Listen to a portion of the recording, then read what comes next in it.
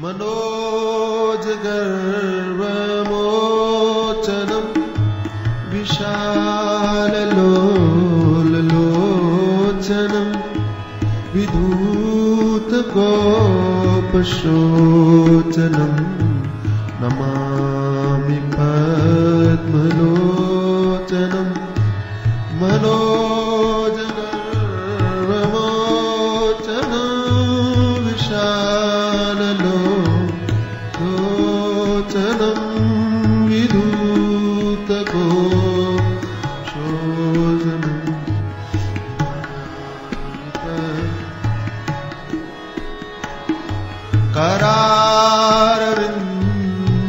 करारविन्दभूधरं स्मितावलोकसुन्दरं महेन्द्रमानधारणं नमामि कृष्णवारणं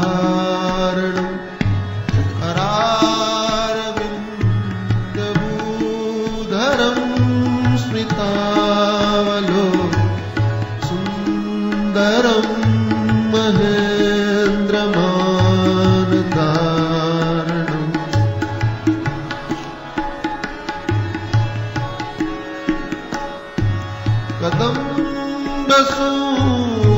कदम्बसूनुकुण्डलं सुचारुगण्डमण्डलं कदम्बसूनुकुण्डलं सुचारुगण्डमण्डलं व्रजाङ्गनैकवल्लभं नमामि कृष्णदुर्लभं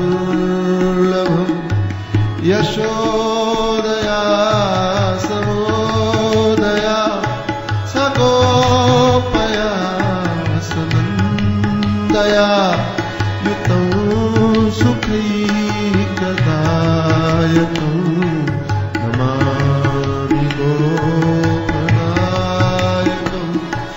यशोदया समोदया सगोपया सनन्दया युतं सुखैकदायकं नमामि गोपनायकं नमामि गोपनायकं नमामि गोपनायकं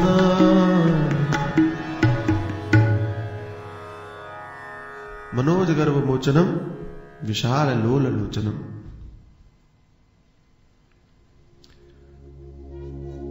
कामदेव के मान को मर्दन करने वाले, जिनके नेत्र विशाल हैं, सुंदर है, कारी बड़े नहीं है। विधूत गोपशोचनम, गोपों के शोकों का विमोचन करने वाले। नमामि पद्मलोचनम, जिनके नेत्र कमल के समान है, ऐसे भगवान को हम प्रणाम करते हैं। करारविंद भूधरम, जिन्होंने अपने हाथ पर गोवर्धन पर्वत को धारण किया हुआ है। स्मितावलोक सुंदरम, जिनका मुस्कुराना और जिनका हंसना दोनों ही बड़े सुंदर हैं। महेंद्रमान धारणम, इंद्र के अभिमान को भी जिन्होंने नष्ट किया, नष्ट करने वाले जो हैं, ऐसे गजेंद्र भगवान, गजरूपी भगवान कृष्ण को हम प्रणाम करते हैं। मनोज गर्भमोचनम विशाल, भगवान अहंकार तो सभी का समाप्त करते हैं, कोई भी हो, अभिमान उनको पसंद नहीं। विशाल लोचनम, कल हम लोग इसी पर चर्चा कर रहे थे। नेत्र बड़े हैं, सुंदर है। बड़ा होना ही महत्वपूर्ण नहीं, सुंदर होना भी महत्वपूर्ण है। भगवान के नेत्र विशाल हैं, सुंदर भी है। मुझे तो ऐसा ही समझ में आता है कि भगवान अपनी आंखों से अपने सामने आए हुए व्यक्ति के दोष नहीं देखते, यही उनकी सुंदरता है, यही उनका सौंदर्य। शरण में आए हुए व्यक्ति का पाप नहीं देखते, शरण में आए हुए व्यक्ति की दोष नहीं देखते। शरण में आया हुआ है, यही महत्वपूर्ण है, यही उनकी विशालता है। तो हमें ऐसा क्यों कह रहे हैं भगवान की स्तुति में? आचार्य ने ऐसा क्यों कहा? देखो, जिनकी हम स्तुति करते हैं उनके गुणों को बता के कहते हैं कि आप तो ऐसे हैं, फिर आपने हमारे दोष क्यों देखे? कि सामने वाले के दोषों गुणों को अपने से बड़े आराध्य, जिनसे कुछ अपेक्षा है, तो उनके गुणों का वर्णन करके हम ये चाहते हैं कि चूंकि आपका ये गुण है तो हमारे साथ में भी उस गुण का उपयोग करो ना। भ्रमर गीत में गोपियों ने कहा कि आपका एक नाम है उत्तम श्लोक, उस नाम की मर्यादा तो रखो। न जाने कितने भक्तों ने ऐसा कहा और गाया कि आपका नाम पापहारी है, क्या बोलते, पतित पावन, पतितों को पवित्र करने वाला है। आप पतितों को पवित्र करते हो। एक महात्मा ने तो बड़ा मजाक किया कि महाराज, हमने सुना है आपने पतितों को पार किया। पतित यानी पापी, पापियों को मुक्त किया। हाँ, किया तो शक्ति खत्म हो गई लगता है।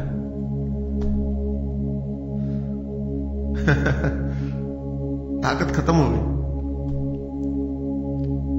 भगवान ने कहा क्यों? बोले अगर खत्म नहीं हुई होती तो हमको भी मुक्त करते हैं।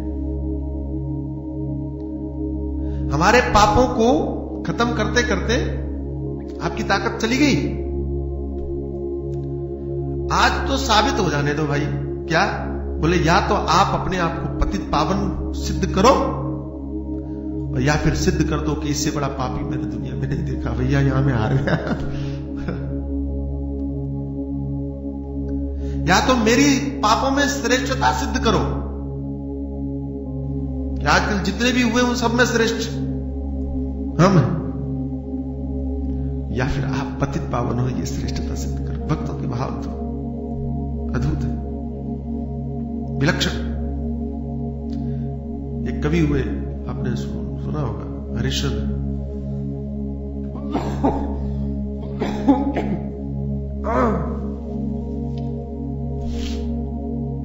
उनका पूरा नाम कुछ और था, मैं भूल रहा हूं। बालेंद्र हरिश्चंद्र ऐसे कुछ था। भारतेंदु हरिश्चंद्र, भारत है, बहुत बढ़िया लिखा। या तो आप मेरे ऊपर कृपा करो, या फिर मैं समझूंगा कि झूठ इतिहास है गरीब सुदामा का। बड़ी सुंदर पंक्तियां हैं, विस्मृत हो जाती हैं कई बार। बहुत अच्छी बात है कि या तो सुदामा का चरित्र झूठा है कि आपने सुदामा जैसे गरीब को भी और द्वारिकापुरी जैसा महल बनवा के दे दिया,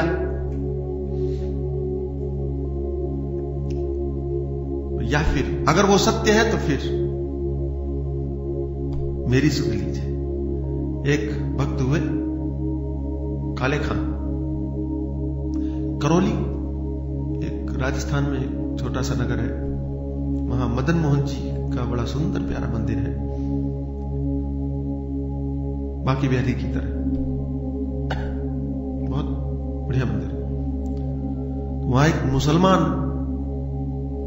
काले खां थे और उनको क्या बोलते हैं, चौकीदारी की सेवा मिली, नौकरी कर रहे थे। कमाल की कहानी यह है कि भूल से पुजारी के खिड़की खुली रह गई, तो उसने खिड़की में से भगवान का दर्शन किया और वो दीवाना हो गए, भक्त हो गए। और उसने वो नौकरी के बदले में पैसा लेना अस्वीकार कर दिया, धन नहीं लेंगे, हम सेवा करेंगे। परिवार के लोगों ने, समाज के लोगों ने, उनके मजहब के लोगों ने बड़ा विरोध किया, लेकिन उसने कहा नहीं, अब तो भगवान ही हमारी देखभाल करेंगे। क्यों? भगवान ने कहा है अनन्या चिंतयन्तो मां, हम तो सेवा करेंगे। किसी की नहीं चली, ठान लिया उसने। एक लड़का था, एक लड़का हुआ और वो लड़का वो मर गया, बड़ा सा लड़का 7-8 साल का बच्चा मर गया। और ये तो चौकीदारी में था, जब मर गया तो उसकी पत्नी रोती हुई आई। देखो खुदा ने इनायत बख्शी थी, कृपा किया था कि संतान दी थी, लेकिन तुम काफिर हो गए। तो उसने नाराज होकर के और अपने कृपा को वापस बुला लिया, मर गया। अगर तुम्हारे भगवान में दम है तो उसको जिंदा करके दिखाओ। पता नहीं ऐसे ऐसे कुछ बोला,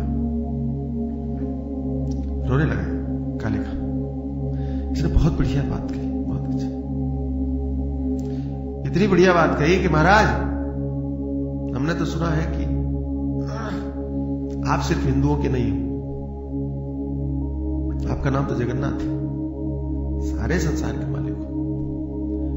पंक्तियां उनकी है, हिंदुओं के नाथ हो तो मेरा कोई दावा नहीं, हिंदुओं के नाथ हो तो मेरा कोई दावा बनता ही नहीं, क्योंकि मैं तो मुसलमान हूं, मैंने धर्म परिवर्तन नहीं किया है। क्या बात है, हिंदुओं के नाथ हो तो मेरा कोई दावा नहीं, लेकिन जगत के नाथ हो तो मेरी सुध लीजिए,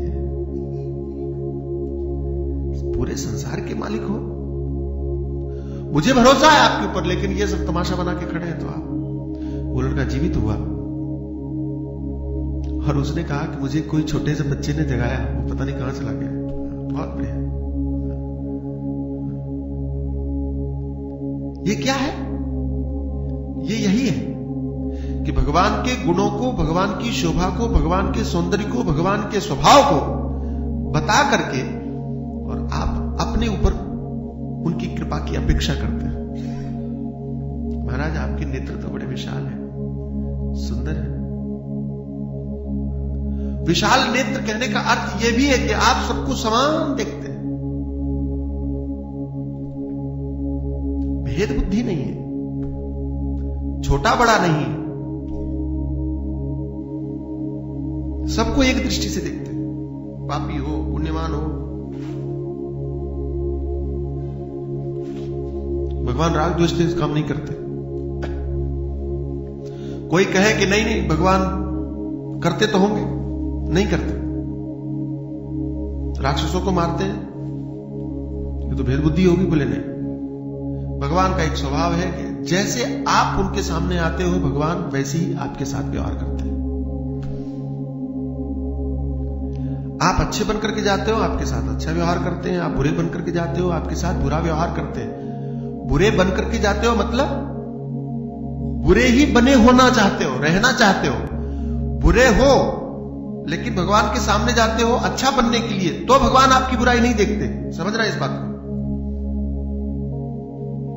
नहीं समझ? लेकिन बुरे ही रहना चाहते हो, राक्षसों की तरह, रावण की तरह। भगवान ने मौके दिए, अवसर दिए, तो फिर भगवान, क्योंकि उनको तो चाहिए कि भगवान के हाथों से मरे तो हम मुक्त हो जाए। अच्छा मारते तो है भगवान, लेकिन मारने के बाद में क्या करते हैं? वही करते हैं रामाकार भये तिनके मन। राम का स्मरण करते करते अगर राक्षस मरे तो वो मुक्त हो गए। बड़ी विचित्र बात है कि इंद्र ने अमृत वर्षा किया, बंदर तो जिंदा हो गए, राक्षस नहीं जिंदा हुए। युद्ध होने के बाद इंद्र ने कहा क्या सेवा करें? भगवान से कहा आपने रावण जैसे राक्षस से हमको मुक्त कर दिया, हम लोग बड़े प्रसन्न हैं, आप बताइए सेवा क्या करें? तो राम जी मुस्कुराए, सेवा भिखारियों से क्या मांगना, तुमसे क्या मांगना, एक काम कर दो, कर सकते हो। बोले क्या? बोले हमारे साथ में बेचारे बंदर लड़ते लड़ते मारे गए, तो उनको जिंदा करो, अमृत वर्षा करो। तो अमृत वर्षा किया।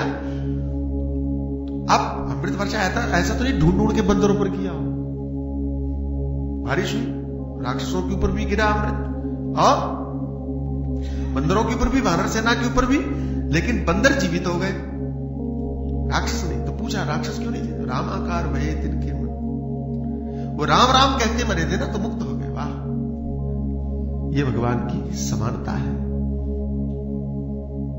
सरलता है। एक दृष्टि। परीक्षित जी ने पूछा महाराज आप कहते हो भगवान सम है, लेकिन हमको तो नहीं लगा। समाधान किया प्रहलाद चरित्र सुना करके। सुंदर है नेत्र, ऐसे सुंदर है कि आप उनमें डूब जाओ। भागवत में वर्णन आता है, माता यशोदा और भगवान को दूध पिला रही है। दूध पिलाते पिलाते भगवान उनको ऊपर देखने लगे, तो माने कन्हैया के नेत्र जब देखे तो ऐसा लगा प्रेम का समुद्र हो कि डूब जाए, इतना आनंद। कहीं भगवान के चित्र में भगवान के नेत्रों को देखो तो आप, कहीं मंदिरों में भगवान के नेत्रों को देखो तो आप। हमारी सबसे बड़ी पीड़ा तो यही है कि मंदिर दर्शन करने जाते हैं लेकिन दर्शन नहीं करते हैं। कहने के लिए हम यही कहते हैं कि दर्शन करके गए, दर्शन करके आए, दर्शन किया, और पूछो कि क्या देखा? मंदिर बहुत बढ़िया था, लाजवाब।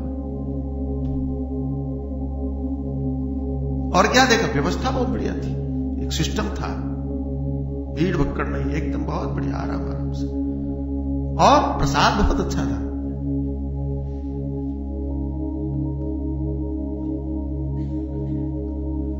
भगवान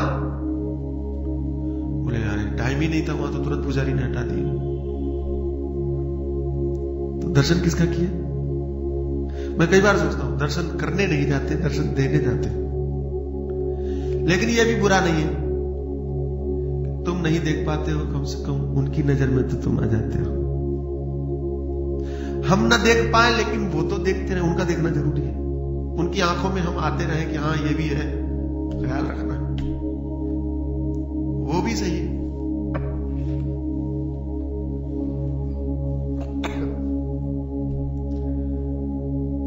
अगली बार जब आप दर्शन करने जाइए तो नेत्र देखिए, विशाल लोलोचन।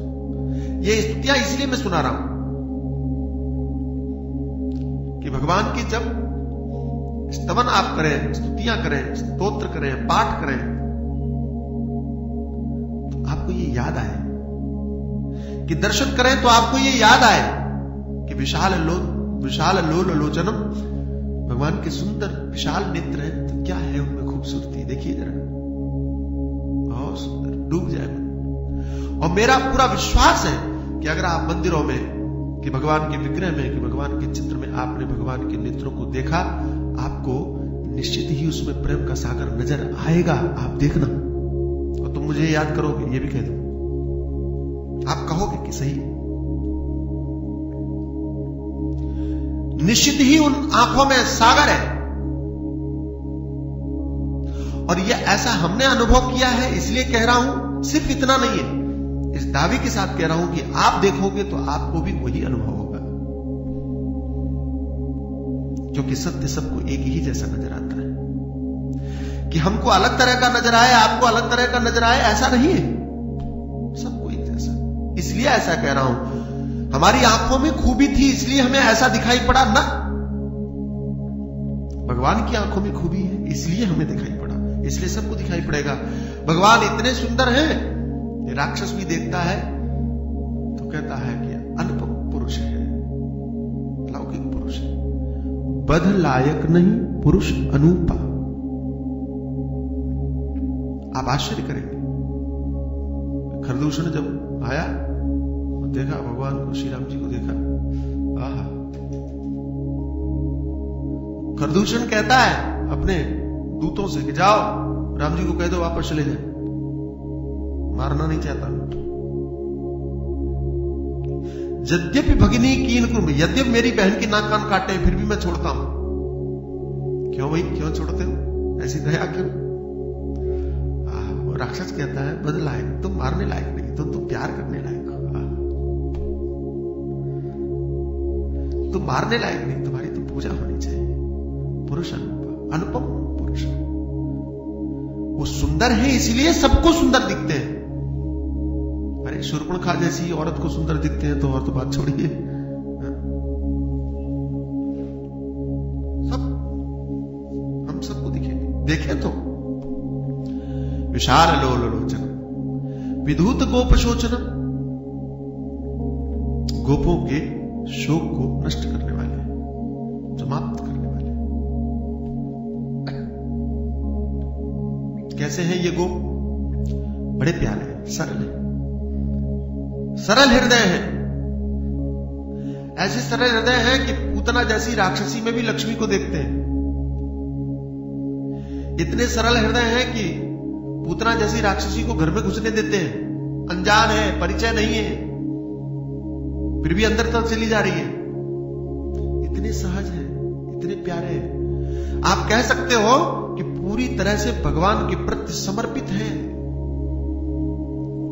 इंद्र ने जब बारिश करना शुरू किया, मूसलाधार बारिश करना शुरू किया, ये सब के सब इकट्ठे हो गए। भगवान से कहा, कृष्ण कृष्ण महाभाग त्वन्नाथम गोकुलम प्रभु,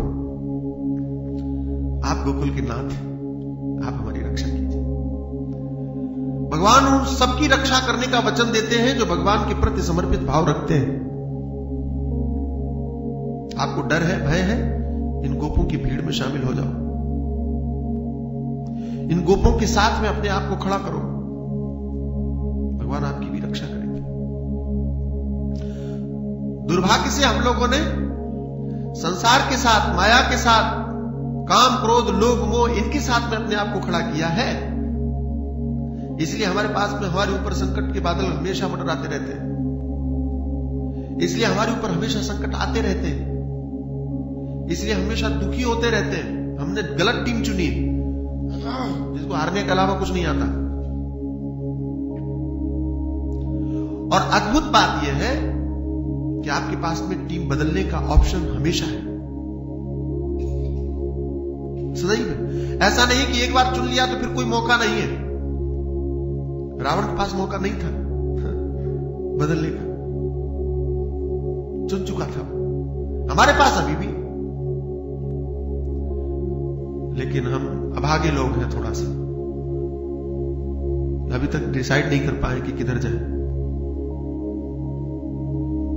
कभी उधर कभी उधर, थोड़ा इधर भी अच्छा लग रहा है, ये तो कथा भागवत होती बड़ा बढ़िया है, सही बात है, ये तो सही है, वहां जाओ नहीं, वो तो महात्माओं का काम है, कहना ही बोलते ही रहते हैं, कोई नई बात थोड़ी, ये देखना जरूरी है। फिर यहां आते हैं, दम तो है।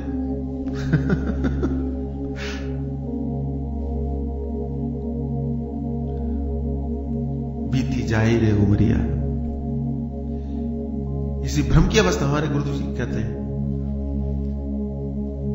कि हमारा पूरा जीवन चौराहे पर चला गया। वाह, मुझे बहुत अच्छा लगा।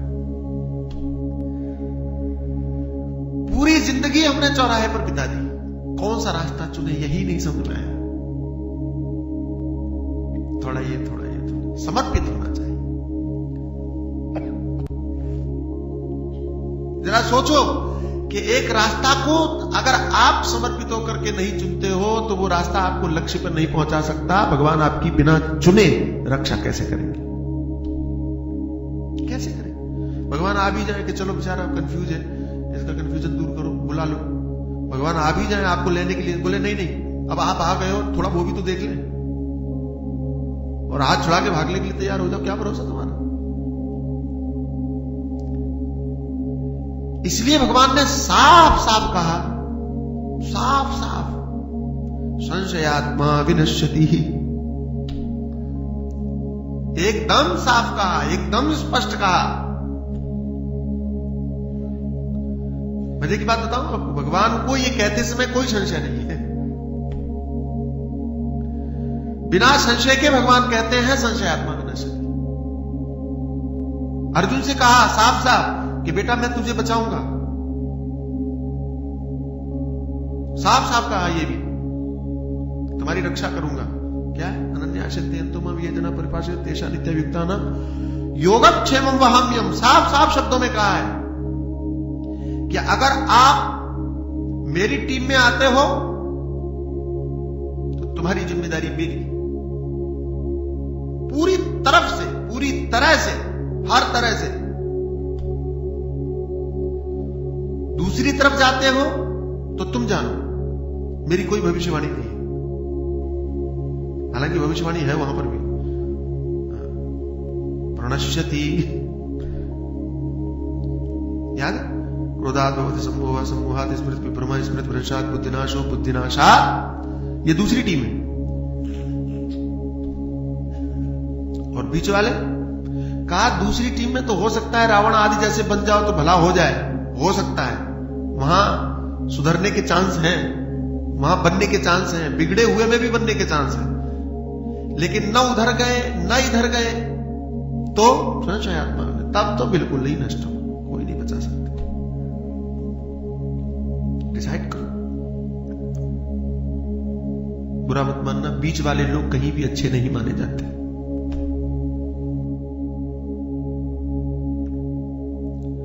रास्ता एक होना चाहिए।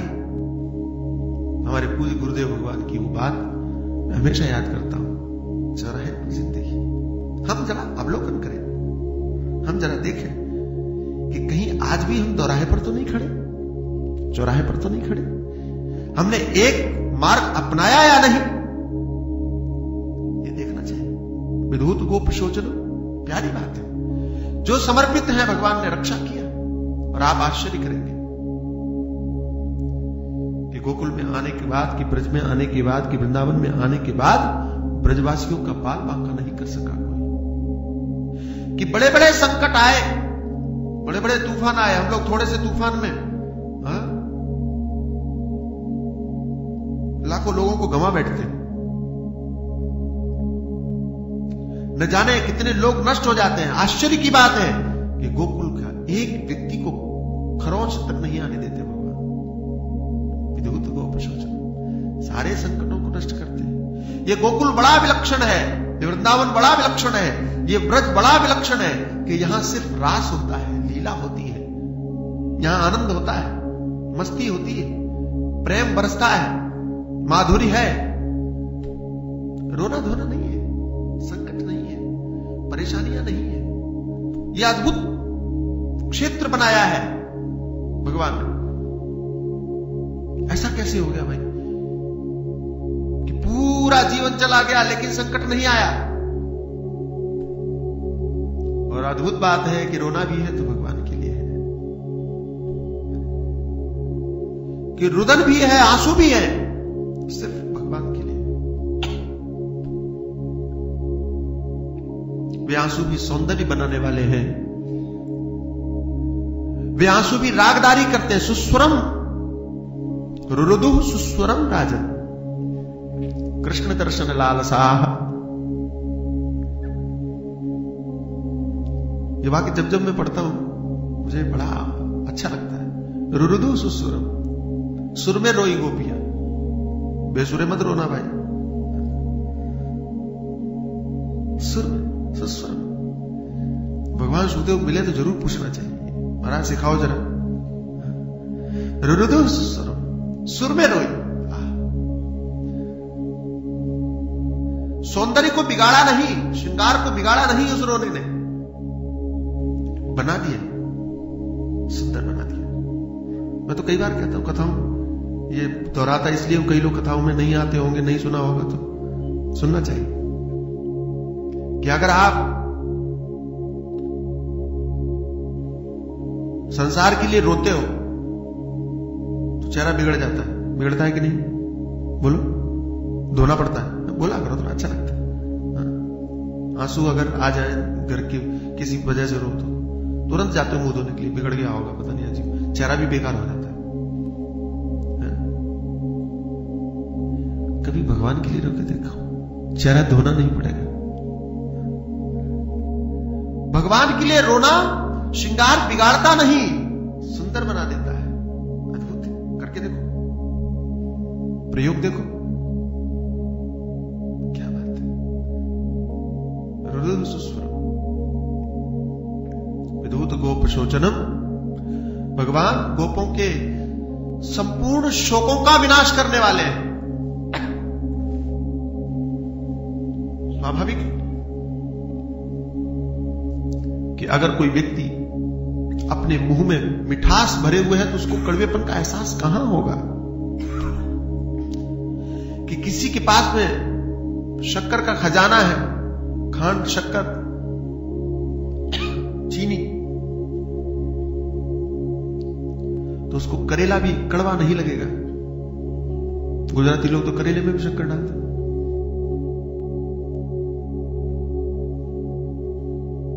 मिठास जहां है आपके पास में, तो कड़वेपन के स्वाद की कोई संभावना है ही नहीं।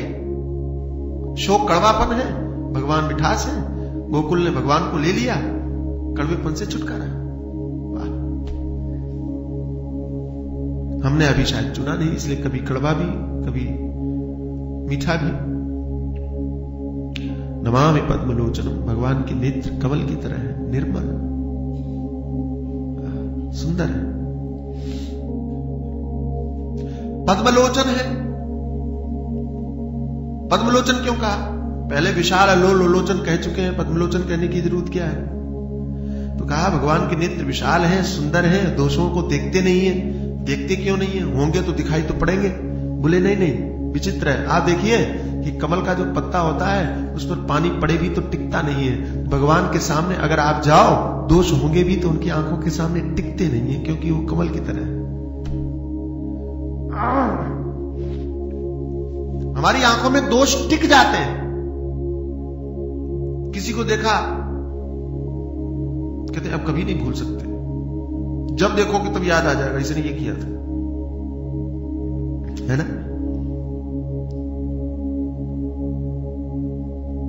भगवान पद्मलोचन है, कमल की तरह है, सुंदर है। कमल की तरह है, एक और अर्थ है कि जैसे कमल भौरों को आकर्षित करता है, ऐसे भगवान के नेत्र भक्तों को आकर्षित करते हैं, खींचते हैं। अगर आप भौरा बनने के लिए तैयार हैं तो आपके लिए वो नेत्र रस ही प्रदान करने वाले हैं। मकरंद पान करने के लिए भ्रमर बनिए। आमंत्रण है, खुले हुए कमल का भ्रमर को आमंत्रण है। खुले हुए कमल का भ्रमर को आमंत्रण है। और आप देखो कि पूतना के सामने भगवान उन आंखों को बंद करते हैं। क्यों बंद करते हैं? इसलिए बंद करते हैं कि अगर ये आंखें खुली रही तो मेरे आंख तो है कमल की तरह, इसके पाप टिकेंगे नहीं तो मारूंगा कैसे? समेट लिया, खत्म कर लिया।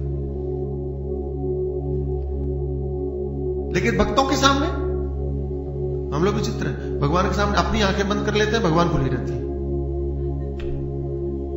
भगवान देखते हैं। हम लोग क्यों? डर के मारे कि कहीं हमारी आंखों में झांक के देख न ले कि हम कितने बुरे हैं। आपने सुना है कि जो गलत होता है वो आंखों में आंख नहीं मिला सकता। उसको डर होता है, पता नहीं क्यों नहीं मिलाते लोग आंखों में आंख। अच्छा, कई लोग और भी चित्र होते हैं, ट्राई करते हैं, हमारे सामने कई आते हैं आंखों में आंख मिला। एक जगह में गया, मैं छोटा ही था, बड़ौदा में गया और उन्होंने कहा कि हमारे एक बहुत अच्छे आध्यात्मिक मित्र हैं, आपसे मिलना चाहते हैं। ठीक है, छोटा ही था मैं गया, 94 की बात। वो आए, आते ही कुछ नहीं बोले। मेरी समझ में तो कुछ नहीं आया, मैं भी देखता रहा। अगर मुझे सही याद है तो 5 मिनट तक वो देखते रहे, मैं भी देखता रहा। फिर घूम के कहते हैं ये महात्मा सही है। तो मैंने कहा ये क्या मतलब हुआ कि महात्मा सही है? तुम हमारा परीक्षण कर रहे थे? बोले, तब उसने बताया कि हाँ, क्या मतलब है सहज वृत्ति। अगर अच्छा मान लो अगर मैं आंख हटा लेता तो मैं बुरा हो जाता, ये कौन सी बात है? लेकिन ये सही है कि कोई व्यक्ति गलत होता है तो वो आंखें, लेकिन उसका तरीका अलग होता है। ऐसा नहीं कि जो भी आंख अलग हटा ले वो सब बुरे ही है, ये सिद्धांत मत बना लेना। जो गलत है उसके नेत्रों को हटाने का तरीका अलग है। भगवान के नेत्र खुला आमंत्रण है भक्तों के लिए, आइए मकरंद का पान कीजिए, आनंद का पान कीजिए, आप ही के लिए है। वाह, करा अरविंद भूधरम। ये भगवान विचित्र है कि अपने हाथ पर और पर्वत को उठाया हुआ है, ये शोभा है। करा अरविंद कमल रूपी हाथ के ऊपर पर्वत जैसे संकट को उठा के रखा है। वाह! और वो विशाल पर्वत 7 कोस यानी 21 किलोमीटर का पर्वत, 21 किलोमीटर का पर्वत भगवान ने सहज रूप में उठा के रखा है। 21 किलोमीटर का पर्वत कितना विशाल हुआ, बहुत बड़ा हुआ है ना। कोई उठा सकता है? अच्छा, अभी तक कोई ऐसी कोई क्रेन बनी है कि वो उठा सकती है? नहीं। आधुनिक विज्ञान में सामर्थ्य ऐसा है, 21 किलोमीटर का पूरा पहाड़ कोई उठा ले, मुझे तो अभी तक तो संभावना नजर नहीं आ रही। लेकिन भगवान ने 7 वर्ष की छोटी सी अवस्था में उसको उठा लिया। ये कहने का तात्पर्य क्या है? तात्पर्य इतना है कि आपको जो बहुत बड़ा संकट लगता है, भगवान के लिए फूल के समान है। आपको लगता है ना कि महाराज ऐसा संकट है, ऐसा संकट है कि हमको तो नहीं लगता कि कोई मिटा सकता है। आचार्य कहते हैं करार बिंद भूत, भगवान उसको खेल खेल में उठा लिया, ऐसे उठा लिए कि पता ही नहीं चला। भागवत में वर्णन है कि जैसे छोटे बच्चे लकड़ी में पैदा हुए, कुकुरमुत्ता का छत्ता होता है, छाता जैसा ही बारिश में कभी पैदा हो जाता है। मशरूम अलग है, लेकिन मशरूम जैसा ही समझ लो। मशरूम जैसा एक छत्ता लकड़ी के ऊपर पैदा होता है या जमीन में भी पैदा होता है, उसको तोड़ने में कितनी मेहनत है। मुझे तो विश्वास है कि अगर अच्छी तरह से फूंक भी मार दो तो टूट जाए। जैसे बच्चे के लिए वो तोड़ के उठाना कठिन नहीं, भगवान ने पर्वत को वैसे उठा लिया। ऐसे ही हमारे पहाड़ जैसे, हम लोग कहते हैं ना, पहाड़ जैसे संकट में फंसे हैं हम लोग, पहाड़ जैसे। गृह कारज नाना जंजाला तेयति दुर्गम शैल विशाला। गृहस्थ आश्रम की झंझटें कैसी हैं? तो कहा शैल विशाला, बड़े बड़े पहाड़ों की तरह मुश्किलें हैं। एक पहाड़ नहीं, यहां अनेक पहाड़ हैं। शैल विशाला गृहस्थ आश्रमों की झंझटें भगवान कहते हैं हम चुटकियों में मिटाते हैं। करार शोभा है तो बताया क्यों? इसलिए बताया कि आपकी मुश्किलें पहाड़ हैं, आपसे उठ नहीं रही है, तो जिसका काम है उसके पास चले जाओ, उठाने वाले के पास चले जाओ। जैसे कोई चीज आप नहीं उठा पाते हो तो उठाने वालों को, आपको घर में कुछ फ्रिज पहुंचाना है कि अलमारी पहुंचानी है, आप लेके जाते हो, जिसका काम है उसको बुलाता है कि भैया ये पहुंचा दो ऊपर, और वो देखते देखते पहुंचा देता है। आपको आश्चर्य होता है कैसे पहुंचा दिया, इतना भारी था कैसे उठा लिया। उसका काम है रोज का, उसको मुश्किल ही नहीं होती है ना।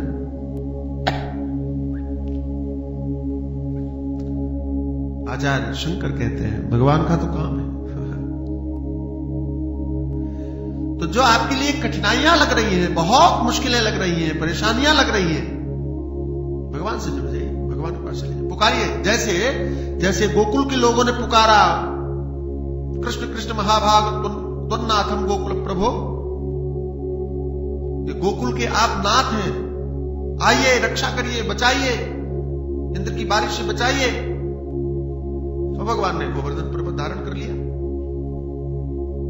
आप भी पुकारिए, आप भी बोलिए, हे देव हे दैते हे भुवनैक बंधो, हे कृष्ण हे चपल हे करुणैक सिंधो, हे नाथ हे रमण हे नयनाभिराम, हा हा कथानुभवता पदम त्रिशोर में बोलिए, पुकारिए। कब आएंगे आप? अखियां हरि दर्शन की प्यासी प्रतीक्षा कर रहे हैं, बोलिए। और भी भगवान विश्वास पूर्वक कहने वाले हैं, चलो चलो हम अभी तुम्हारी रक्षा करते हैं।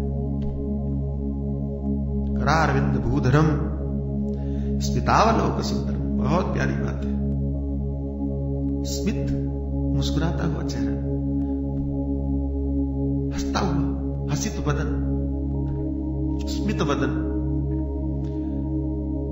और देखने का तरीका सुंदरम। उनका हंसना भी सुंदर है, हसितम मधुरम, हंसना भी मधुर है और देखना भी मधुर है, दोनों में माधुर्य भरा पड़ा है।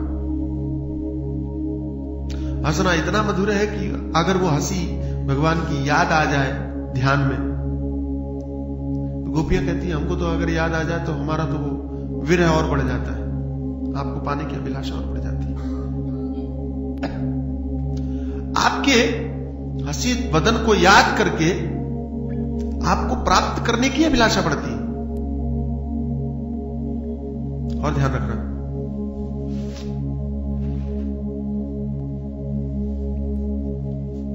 भगवान जब भी किसी को दर्शन देने जाते हैं उनकी छवि में यही है, हंसते।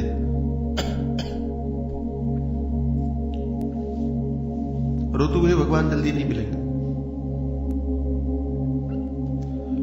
रोते हुए भगवान के फोटो में शायद आपने एक ही चित्र देखा हो कि मैया जी कान पकड़े हैं, डंडा हाथ में है। हालांकि उनका रोना भी आपको आनंद देता है, वो रोते भी आपको सुखी करने के लिए। लेकिन चित्रों में उस चित्र के अतिरिक्त मैंने और कोई दूसरा चित्र ऐसा नहीं देखा जिसमें वो रोते हुए। और ये नहीं, कोई भी भगवान के जितने भी रूप हैं,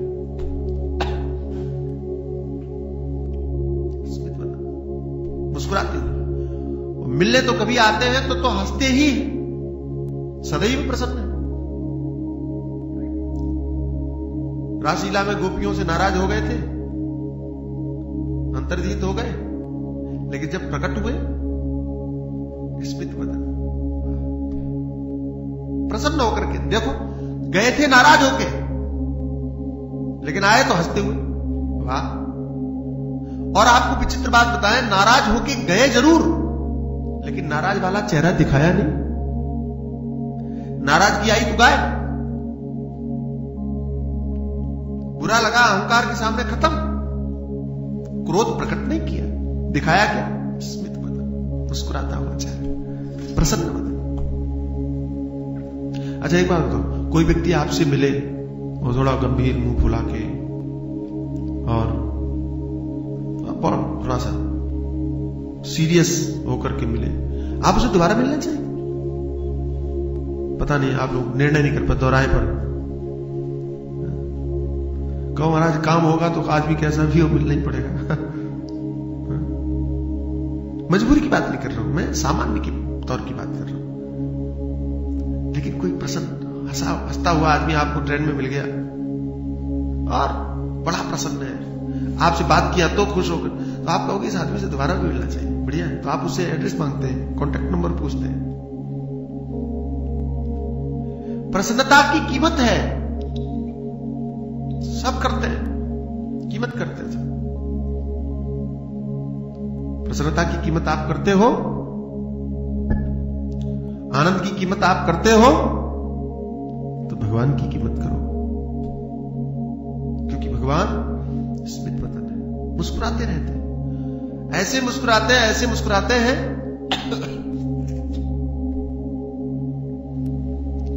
कि उस छवि को अगर आपने एक बार हृदयंगम किया, यहां तक लेके गए, दावा है कि निकाल नहीं सकते। उनका देखना और उनका मुस्कुराना दोनों ही मधुर है, सुंदर है। महेंद्र मानदारणम, इंद्र के अभिमान को दूर करते हैं। कैसे?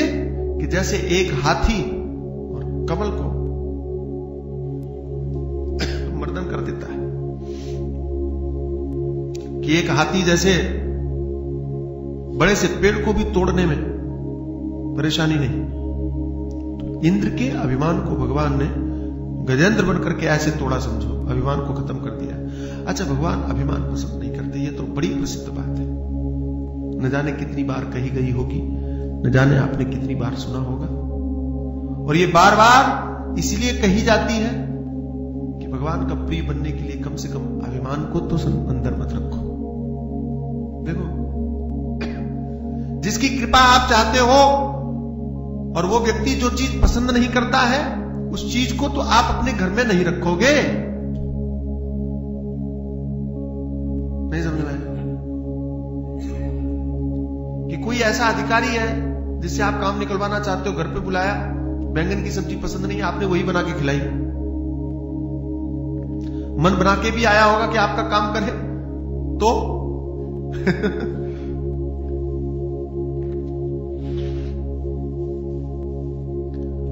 तो आप पहले से पता लगाते हैं, कोई अधिकारी आने वाला होता है बड़ा, आप पता लगाते हैं इसको क्या क्या पसंद है, इसको कौन कौन सी चीजें अच्छी लगती हैं, या इसको क्या क्या अच्छा नहीं लगता, और जो अच्छा नहीं लगे वही सारी चीजें रख लो।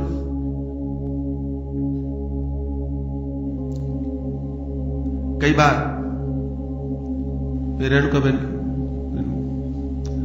बड़ौदा में कथा हुई, करवाया, तो वहां इनके वो है रिश्ते वाले, तो उन्होंने घर पे बुलाया, इनके देवर जेठ कोई होते हैं, उनके बेटे वगैरह।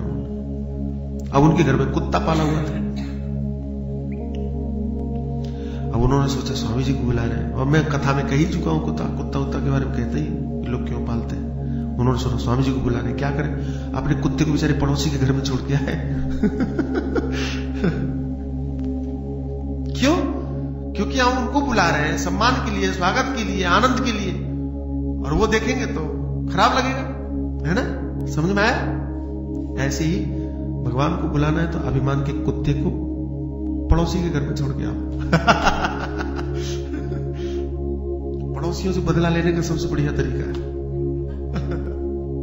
अपना अभिमान दूसरों को सौंप।